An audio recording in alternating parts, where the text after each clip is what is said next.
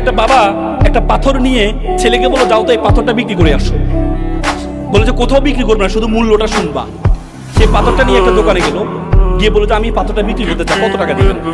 দোকানদার, মুদি দোকানদার, সে বললো আমি তোমাকে 1 টাকা দিব। সে এসে বাবার কাছে বলে, বাবা এখানে তো 1 টাকা বলেছে। বলছে ঠিক আছে, তুমি ওই দোকানে যাও।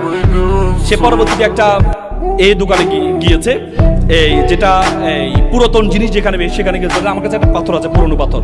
বলছে ঠিক আছে, পাথরটা আমি তোমাকে 100 টাকা দিব। পরে বাবার কাছে বলে, বাবা এখানে তো 100 টাকা। বলেছে ঠিক আছে, তুমি আবার একটা হীরার দোকানে যাও। গিয়ে বলে যে আমি একটা এই নিয়ে আসছি পাথর, আমি বলেছে হ্যাঁ এটা তো তোমাকে 1 লক্ষ টাকা দিব, তুমি আমাকে দাও। তো সে এসে, বাবা কেউ বললো 1 টাকা, কেউ বললো 100 টাকা, কেউ বললো 1 লক্ষ টাকা, কারণ কি?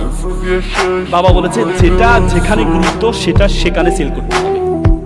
সবাই তোমার এটা মূল্য বুঝবে না, সবাই তোমার এটা গুরুত্ব বুঝবে না। তুমি যেখানে যেটার মূল্য, তোমাকে সেখানে নিয়ে গেলেই এটার মূল্য কি হবে? বেড়ে যাবে।